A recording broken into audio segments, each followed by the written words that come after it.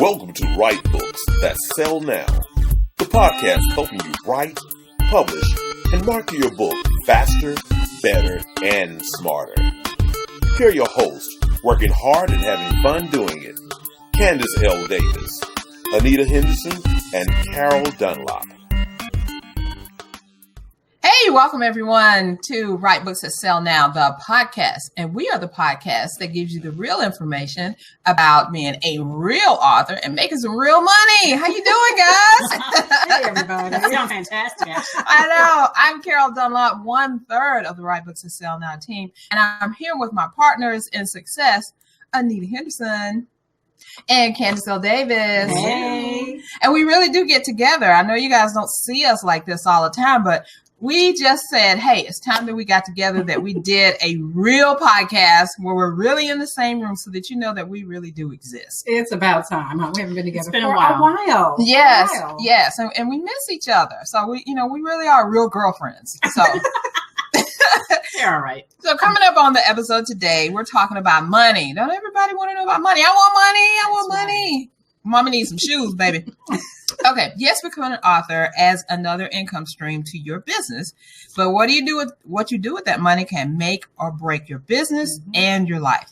Understanding how money works is essential for every entrepreneur, authorpreneur, mompreneur, and whatever other kind of preneur you are, and really just about every other woman. On this episode, our guest is America's Minding Your Money coach, Patricia Stallworth.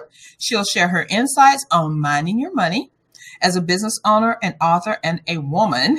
And she'll discuss her latest book, How to Get Divorced Without Losing Your Blouse. I can't wait to hear that because we all want to keep our blouses. A few years ago. Me too, honey. Lost the blouse. Yes, definitely. But before we get into that, hold on to your blouses.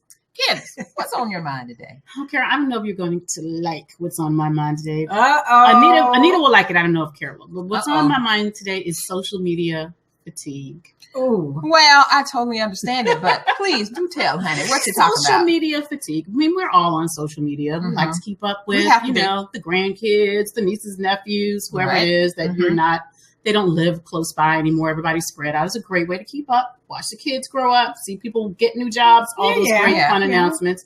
Fantastic.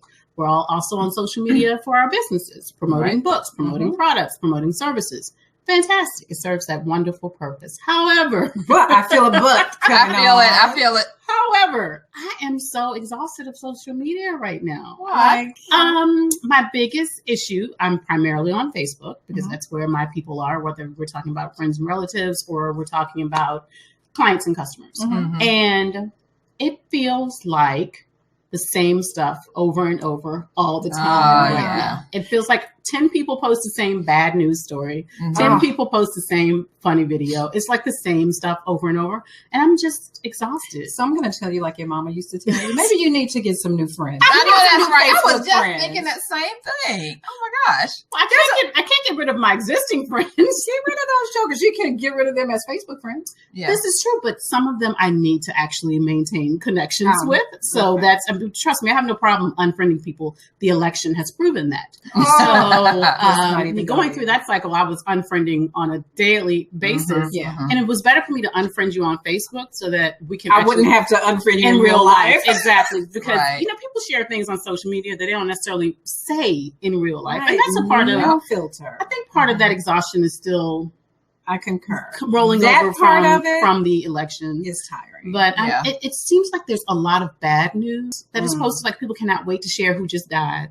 What celebrity just had an overdose or whatever it is. Like they cannot wait to share the bad news or who just got shot in the neighborhood or, what happened in Chicago or whatever. And I'm tired. I think that is a factor of social media has become people's number one go-to news source. This is true. That is true. But I don't watch the news for a reason.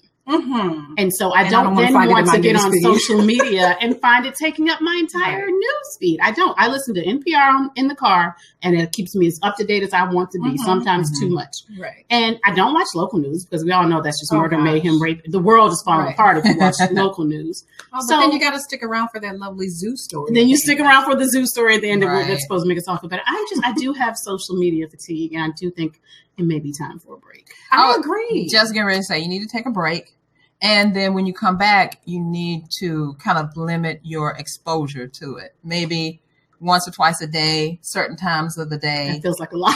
You know, once or twice a day. Oh my God. I'm just saying, I don't know how, if you go on there every hour, which I'm sure you don't, No. or only in the morning or only in the evening, then cut out one of those. And I also suggest that you find another social media outlet in addition.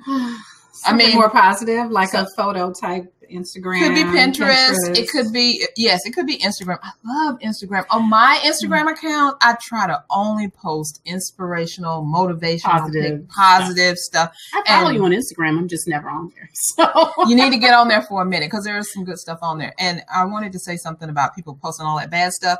If you're on my feed and you post bad stuff, I'm cutting you out. I cannot deal with that. Somebody was on my feed the other day and they were just cussing up a storm about something and calling people out. I was like, oh, delete. Yeah, goodbye. I can't deal with all that. I mean, that's not a place that I want to go to and get all that stuff. I am up for positivity. Give me a good word. Hey, how you doing? Yeah. Because I just check in and check out. I ain't got time to do I think it's great if you're using it, if you're addressing an issue and you're using it to literally address the issue. So you're calling people forth to help you, rally or whatever it is to do something, but just to complain I don't have time. I don't even have time for people to complain in real life.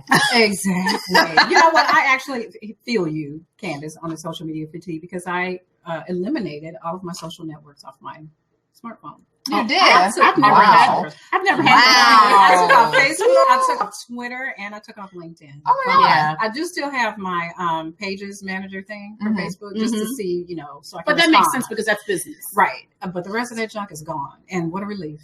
Yeah, the only thing I do have is Instagram because you can't really do much with Instagram unless it's on your phone. But the other ones, no. I just opened at my niece's recommendation an Instagram account, so you might see it there. Okay, well, awesome. I have to figure out how to use it. What is your Instagram handle? I haven't even got that far. Oh, okay. She has one. We'll let you know. We'll let you know. I literally just opened it, but agreed. So for the rest of you out there who are up to here with social media, take Carol's advice, take a break. Take a break and come back. But for right now, I still got my blouse. So I want to learn how to keep it. What was that? Right. Our guest today is going to talk to you how to keep your blouse, but you're not getting a divorce anytime soon. I know you've been married how many years? 23, honey. 23. Sometimes feel Carol's like been married for 23 years. Candace has been married for 5 years. 5 years. Anita's been married going on 2 years. We've all done this all before. Yes. And we needed this book before these marriages. Yeah. Patricia Stallworth is our guest on this episode of the Write Books and Sell Now podcast. Patricia Stallworth is a money coach and a financial empowerment activist. She helps people take charge of their money life so they can live the life they really want, which is what we all want to do. Patricia is the author of several books, including her latest, which Carol mentioned, How to Get Divorced Without Losing Your Blouse. And she's also creator of the Minding Your Money Minute podcast. And it is 1 minute and she does it daily. Look at her. Yay! Promotion. She has 20 plus years experience working in various areas of personal and business finance, including establishing her own financial education firm. Patricia's core message is that, listen to this, everybody. If you want to achieve financial freedom, you must do more than just earn money. You must also mind your money. That's a lesson she says that she learned the hard way after losing everything. Patricia, what a story. We want to hear some more. Yeah. Welcome to the podcast. Thank you. So glad to have you here. Good. So tell us what is minding your money and what does doing that successfully look like? Well, minding your money is really taking responsibility, taking control, realizing that it's really up to you to create the life you want. And you can do that by minding your money.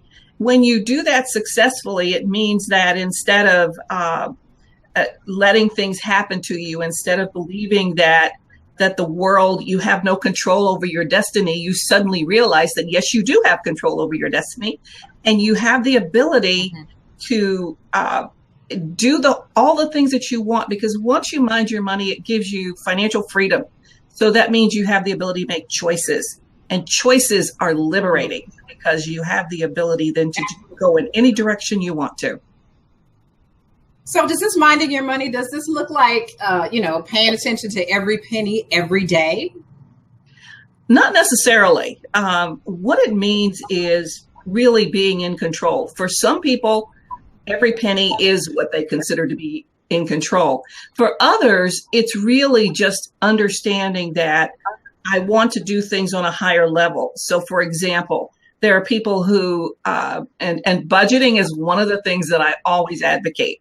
You would never see a city try to run itself without a budget. And you're like your own little city. So you need to have a budget as well. So one of the things that people can do is, yes, they can mind every penny when they create that budget, or they can say that what I'm going to do is I'm going to take 70% of my money to pay my bills and to do everything like that I have to do. And then the 30%, I'm going to save, or I'm going to give to charity, or I'm going to do whatever I want to do with that 30%. That's still being in control because you still are directing your money in the way that you want it to go. So pennies or the big picture, you can do it either way. Right. So it's really about being intentional. It's being intentional with your money and having a plan. It's being conscious. And you said it right, having a plan. You know, it's always so amazing to me. And I listen to people who tell me about their vacation and what they had to do to get, to this fabulous vacation and how they planned for months for this vacation. And then I ask them, well, what about your financial plan for your life? And they look at me a little bit like, like a deer caught in the headlights. I don't have one. I didn't know I was supposed to have one. What are you talking about? So that seems like a foreign concept, but it is the most important thing that you can do for your life is to have a plan for it. Good. So do you find that happens a lot with women in terms of not planning? Why do you focus your practice specifically on women? Yeah, women, we get so bogged down in a lot of different things. And yeah, we have a lot of hats to wear. We have a super amount of hats to wear. So when I talk to so many women, they say, well, I just don't have the time. I really, I'd love to do that. That sounds really good. I don't have the time. Or my husband handles that. So I don't have to worry about that because my husband handles that. Even in this day and age, you hear women say that? Even in this day and age, I mean, I've been astounded because I've talked to professional women's groups and they, it's almost like they want to come up and pat me on my head at the end and say, well, that was really nice, but my husband takes care of that or whatever. And I'm like, seriously, dude, because that's one of the things that happened to me. I mean, that's how I lost everything. I let my husband manage it because, hey, men are supposed to know about that kind of stuff, right? Well, not in this case. He made awful decisions. He lost all of our money. So when I got a divorce, I left with absolutely nothing because we had nothing left, So it's like, you cannot do that. Just cannot do that. So you lost your blouse in the divorce, huh? I lost my blouse. And on top of that, not only do I lose my blouse, but the other part is that I didn't understand the divorce process. So not only did I lose my blouse, I lost a whole bunch of stuff. So it's not understanding that whole process. And that's one of the reasons why this book was so important for me to write, because it not only helps you through the process, but it helps you through the money part of the process. A lot of people really believe that getting a divorce is simply just a couple splitting and you just split stuff in some kind of way. But a divorce is really a business transaction. And I try to get people to understand it's not an emotional thing. So I know it's an emotional thing because you're in this roller coaster and you go up and down and up and down. But by the same token, it's really a business deal. And you need to be looking forward to the future and how you're going to create that new life. So the decisions you make during your divorce are so important and they last for years and years. It doesn't go away the minute you sign the papers. That's your life from then on. Wow, that's important to say. And I'm going to probably hurt some people's feelings and say that regardless of how we see it, in addition to the romantic and emotional aspect of marriage in general, that also is a business transaction, a Absolutely. We see it as an institution. It's a legal transaction. And as such, there are some things that need to be considered from a business perspective. That sounds very cold and very uncaring. But the fact that there is legal things involved in a marriage really supports the fact that it is a transaction between two people in agreement. Not just to love, honor, and cherish the things that we say at the ceremony, but it is also an agreement to share certain things, including the money. So for the ladies who say, I don't do that, my husband handles all of our money, I think you're missing a huge part of the transactional aspect of marriage, which means you're probably going to miss that in a divorce if, God forbid, you ever have to deal with that. Right. And I wanted to ask you something. Oh, and it's interesting to just add on to what you just said, is that we find that couples who are really able to talk about money and able to really talk about money and really get their money life together, their sex life is better. Their whole marriage is better because the money part is taken care of. I wanted to ask you about the attitudes about money. Do you see it differently in, say, an age group 40 to 50, an age group 60 to 80, and then an age group like 20 to 30 or so? Are the women looking at the money and their responsibility in making the money or keeping the money differently in those age groups? Or is it kind of across the board as women, we just have this idea about money? Well, in general, it's kind of a deer in the headlights things across them, but I have noticed some differences. For example, millennials have a different viewpoint. Millennials view money differently in general, and I'm speaking generally here, than people in their 50s or 60s. There's a gap. And it's really interesting to me because I read all this stuff from financial companies and they're scrambling because they're trying to get millennials to be more into investing in money and all this kind of stuff. They either understand, because we're such a tech savvy group now, they either understand everything and they're on their way, or they want to have nothing to do with it. So when I focus on the group of women between 35 and 55 or 60, because what happens in that group is that you've either gotten it or you didn't get it. And right now you don't know what to do and you're just kind of stuck. So my thing is helping them get through that, because you're in that point where this is the prime time for you to really make the most of your money, to really get a lot out of it. So by focusing on that particular group, I take them through the steps so that they understand how to do all of this stuff. And even if they work with an advisor, even if they decide to let their husbands manage it, they're a part of it. And so being a part of it means that, number one, you understand what's going on. You cannot afford to sit in the back seat and forget about it. Now, you talked about an older group, those over 60 going up from there. In many cases, they've not managed money before. They've not handled it. They really did leave it to their husbands to take care of. And if something happens to their husband, I work with widows every once in a while. When something happens to their husband, they don't have a clue what to do. And I can tell you about some horrible cases where people have thought that they had absolutely nothing because they didn't know anything once their husband died. And they didn't pay attention to statements because statements from the financial companies meant nothing to them. It was like, jibber jab. So they didn't understand that enough to understand what they had to know what they could do moving forward.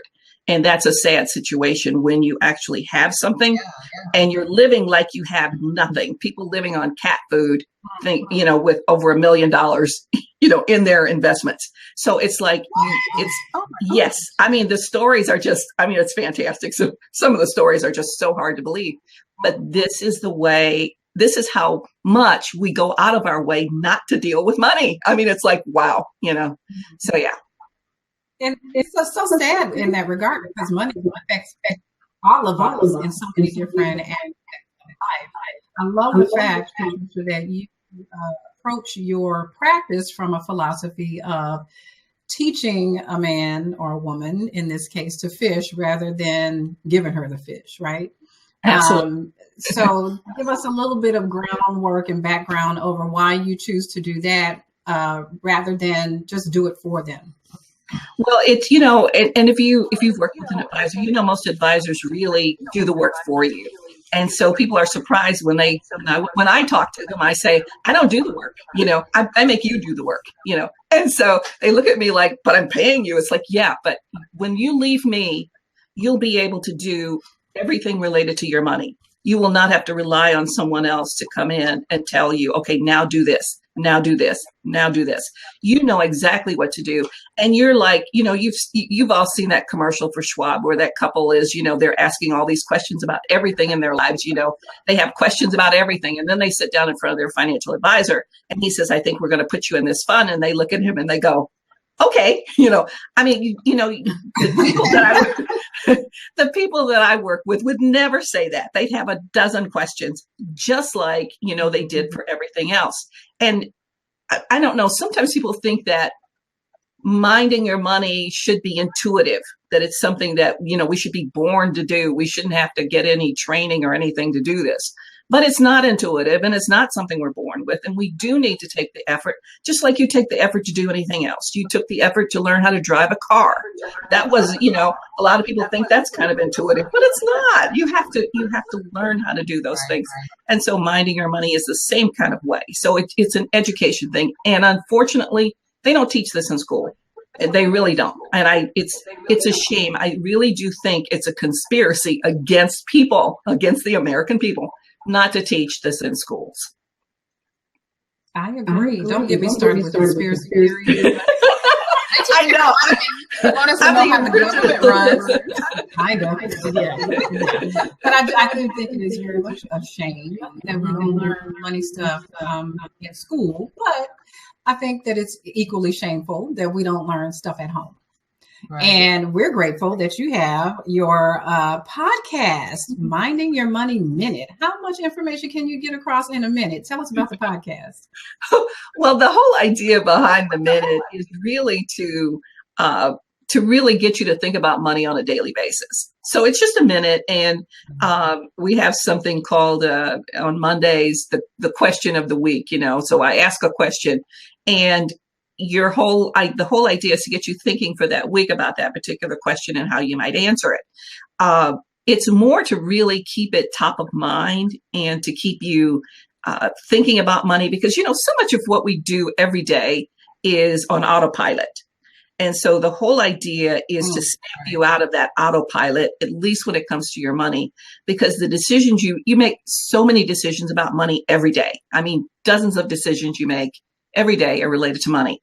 And if you do everything on autopilot, then at the end of the day, you look and say, well, why did I do that? Or where did my money go? Or, you're always asking these questions. So if you're in the moment, if you're conscious about your money, and that's what the Minding Your Money Minute does. It's just, you go there for a minute and it's like, oh, money. And whether or not you really pull something from that particular show, it's like you've thought about money for a minute. And that's sometimes enough to get you to thinking about what you need to do with your money on a regular basis. Yeah, and I love that you do it. I mean, it really is a quick minute. Maybe it's 2 minutes sometimes, but it does make you think about money. Sometimes, and especially the whole minding your money aspect.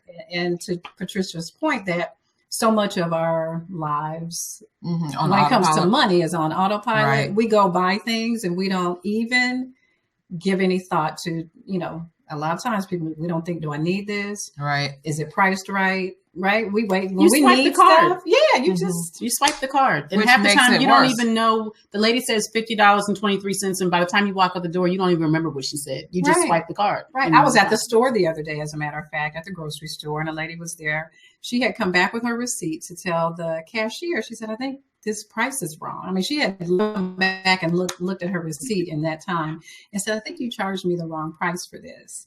So he went and checked on the item, and it really was the right price. She misunderstood some sign on the thing, but I thought it was neat. And she was all apologizing because she was sorry to hold up the line, blah, blah, blah. And I said, no, if you think you did right. It was like something that was $2.99. She came back to the store to ask about that. So I think we just sort of take the prices for what they are. Right. We don't notice. We just, like you say, we swipe the card, we hand over a 20. And we don't even think about it. And like you said, Patricia, at the end of the day, we look in our empty wallet and go, where did my money go? Where did it go so fast? Yeah. And that's in a day, much less over a lifetime when you're looking at whatever you thought you saved for retirement. And that's not there. Yes, definitely. Wow. You can end up with a lot of hurt feelings. Yeah. Well, Patricia, I want to dive more deeply into your latest book and ask you some questions about that. But before we get to that, let's pause for a moment to hear a little word from our sponsors. Are you ready to stand out from the crowd to fulfill your purpose and live the life you really want? Ready to spend more quality time with your family, serve more people, and love the work you do every day? You know you're meant for more, and now's the time to start living your dreams. It's time to fulfill your purpose, and we know just where you should begin. Authorpreneurs Club Unlimited, an online community to help you live the life you've been dreaming of. Join the movement today at authorpreneursclubunlimited.com. Hey guys, this is Candace from Go Write Something, and if you're struggling to write your book or just to get started, here's some exercise that can help. Sit down and take a minute and make a list of all the reasons why you want to write your book. But in this case, I want you to be completely selfish and write the list of things of what's in it for you. Are you trying to build your business as a speaker? Are you just dying to tell this story? Or are you trying to launch a business based on the information in your book? Make a list of all of those reasons, and once you understand your purpose in writing your book, it'll be a lot easier to design the structure of your book and decide what content to include. Now go write something.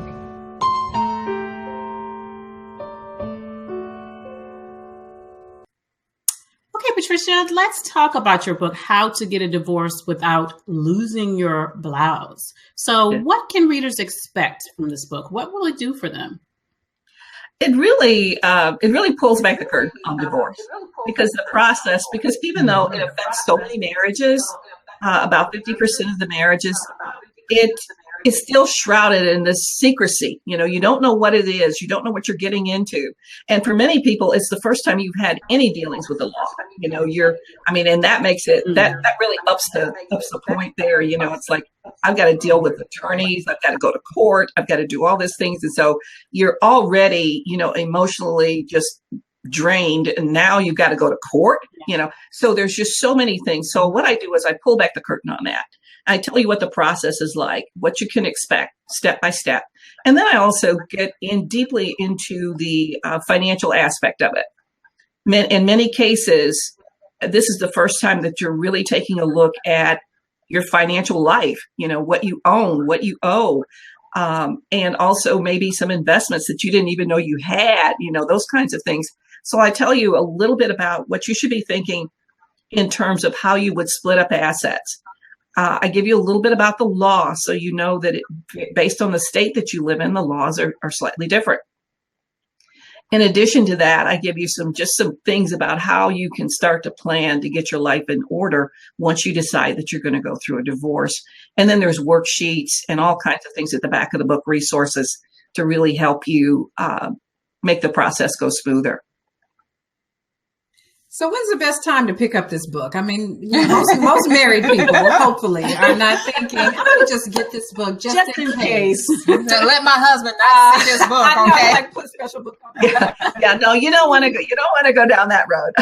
The best time to pick up this book is really if you're seriously thinking about it. If you're seriously thinking about it, then that's a good time to do that. Or if you find yourself somebody coming home to you and saying, I want a divorce, then you really need the book.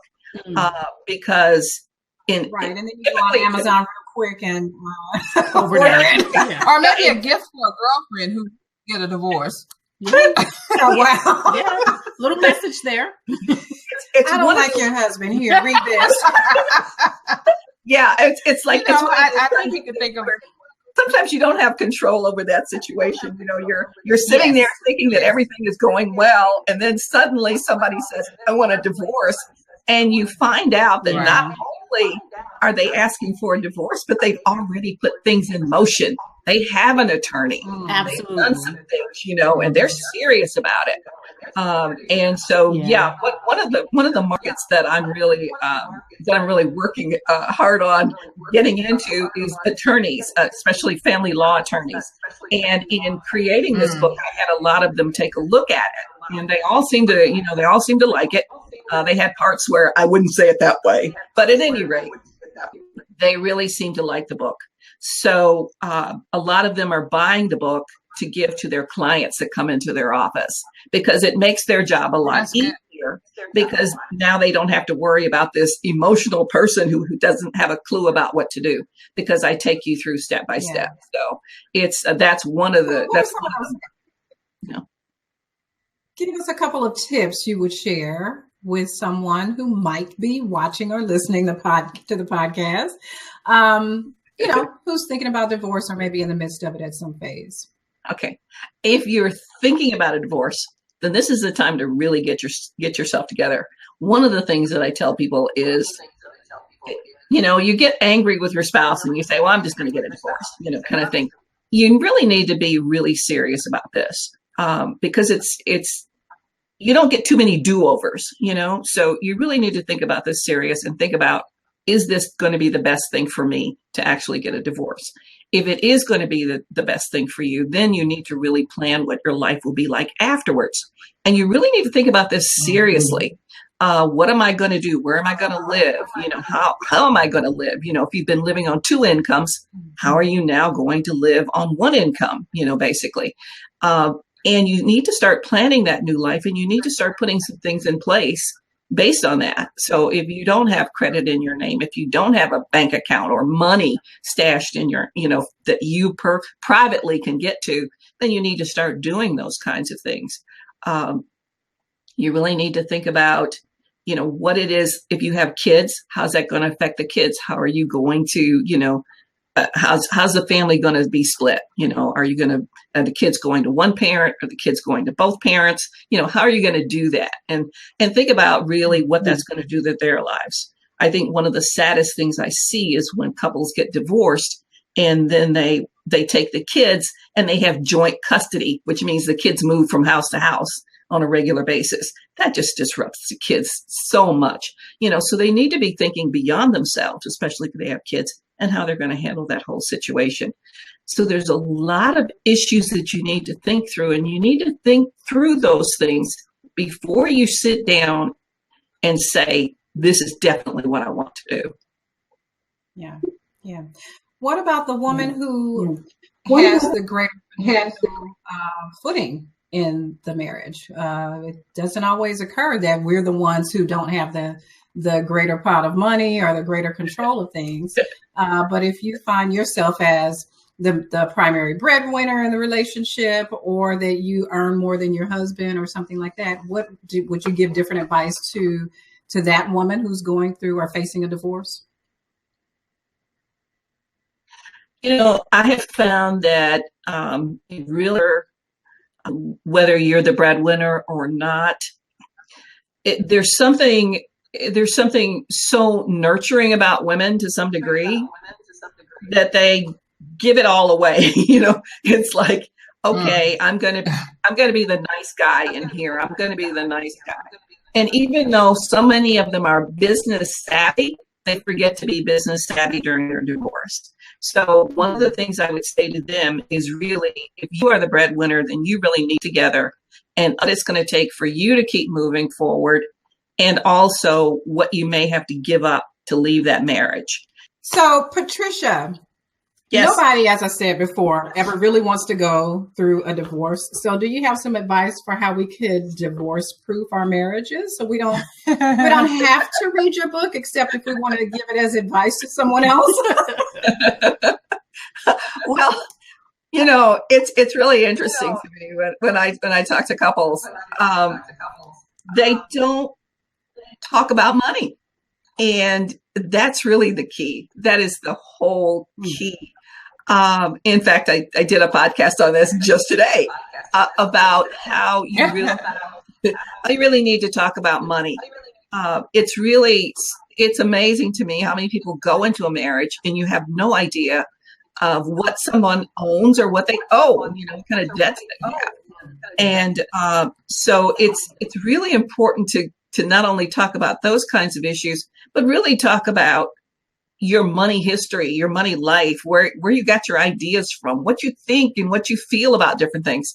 I have a love and money quiz that I share with audiences when I speak to them about, about this. And it's a game that you play because so many people have a hard time talking about money. It's really a game that you play where you answer questions the way you think your spouse or your partner would answer those questions. And then you get together and you see if you agree or not on those questions, and it's like, okay, I'm not really excited about that, but I think it's kind of funny. Yeah. It can be dangerous, Patricia. It can be, but it's a fun game. It's like you're answering questions like, if we suddenly won some money, we had an extra $10,000, how would you spend it? And so you answer that for your spouse, and you may say, well, okay, if I have an extra $10,000, I'm going to, throw this fabulous party, invite everybody I know, and just have fun. Whereas you may be thinking, okay, that's almost a down payment on a house. So I'm investing that. Right. We're all thinking, we're like, it's not going to be a party. I can tell you that. We're definitely not be a party. I'm thinking about equipment and software. I know. And so the key is, does your spouse or partner know you well enough to answer that question the way you would answer it? Because you're answering it the way they would answer it, not how you would answer it. And so then you begin to see, oh my gosh, boy, have you got me pegged wrong. I would never have a party like that. I would never do that, that kind of thing.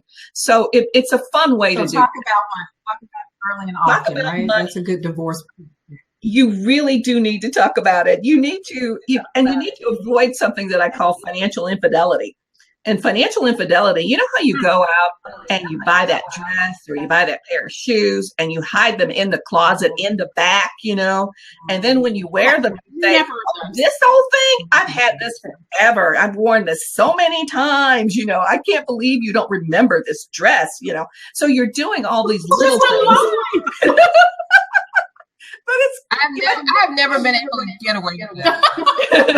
Me either. I've never thought about it. My favorite commercial on right now is that thing about the shoes that they have that I can't think of the name of the website, but you get a subscription to the shoes. Monthly shoe your monthly shoe subscription. And the guy walks in and he was like, oh, really? And she's got like 100,000 pairs of shoes. And she looks around, she's like, sorry. And then she looks at the camera, not sorry. I love that commercial. But I would never be able to do that because my husband watches. He knows everything about me. So if I tried to come in and I came out with some new thing on brand new, he'd be like, when did you get that? He would know. I couldn't even lie my way out of it. So I don't even do that. But I can for financial infidelity because I've known some people who have delved in that whole thing. Oh, sure. They need help. They need help. Wow, this has been awesome, Patricia. I loved having you on. Me too. Tell our viewers can get in touch with you, how they can listen to your podcast, and then, of course, how they can purchase your book. Okay. You can get in touch with me by going to my website, which is psworth.com. And when you go to PS Worth, you have the ability to get to everything. You can click on shop, and that's where you can find the book, or you can find the book on Amazon. And you can also, if you scroll down on that homepage, you'll see something that says join the Minding Your Money movement. And I ask people to join the movement because it's your commitment to really taking care and taking responsibility of your money. And when you join the movement, you get a free book called 25 Ways to Stay Financially Fit. And so it's something that you can jump over, you can get that. And it has a lot of tips and strategies in there based upon your age, things that you should be doing to keep, to stay financially fit. So everything, you can get to everything by going to psworth.com, and that will take you to everything that you need to know about myself and my new book, How to Get Divorced Without Losing Your Blouse. Love it. Thank you so much. We appreciate you being on the podcast. You know what? And I downloaded that freebie, and I love how you break it up by the sort of the decades and chunks of your life. Very apropos for each of those. Once again, Patricia Stallworth, who is author of How to Get a Divorce Without Losing Your Blouse. Love the title. Mm-hmm. She is creator of the Minding Your Money movement and podcast. We appreciate you, and we're going to practice those strategies. Absolutely. Definitely are. Thank you. Oh, right. I love that. Right. One more time. All right, everyone. Thank you so much for just being here. I know that before we close out, we definitely have a shout out. We do have a shout out. We do. You guys know I'm deep in memoir writing phase, writing not my life story because quite frankly, it's boring. It's not There's boring. nothing exciting about it. But I am writing a memoir for a ghostwriting client. And one thing I recommend is if you're writing, whatever genre you're writing in, please be reading in that genre. Thank You you. would be amazed.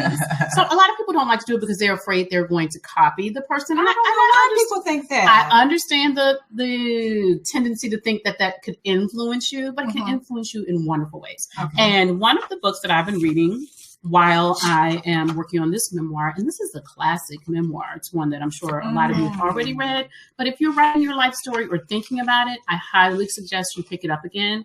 It's Maya Angelou's I Know Why the Cage Bird Sings. You probably read this when you were a kid. You might have read it in high school or in college or whatever. Read it again. And one of the things that you will find, and that I find in this book, it reminded me to do, is that even though you're telling your life story, your life is a part of a bigger whole, and your life is representative of other things. So in this book, you don't just learn about her life, you actually learn a lot about the culture and the society that she was growing up in, because those things influence her life, right? Her life is what it is largely because of that.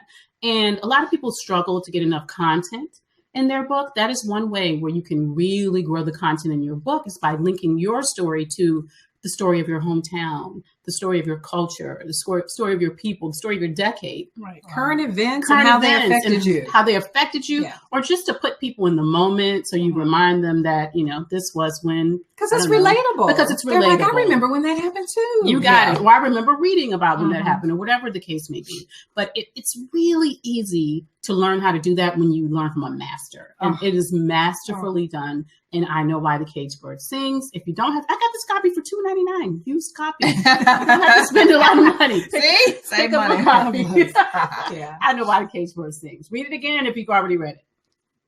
Thanks so much, Candace, for that shout out. I, for one, have not read that, so I need to read it. Get on it. $2.99. They always tease me about reading stuff, but I do read. I read technical stuff and all that social media stuff.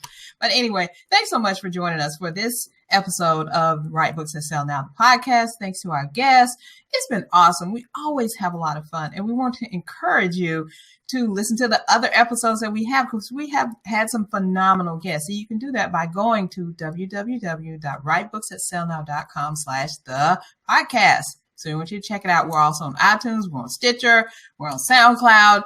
We're on a lot of things, but you can get everything by going to the website, writebooksatSellNow.com. And we encourage you, please leave us a great review, because we want to know what you think about the podcast, what you'd like to see more of. And if you have a guest that you think we should have on the show, let us know, and we'll be more than happy to entertain that. So until next time, everyone, keep writing. Bye all. Thanks for listening. Find out more about becoming an author and making the most of your book at writebooksatSellNow.com.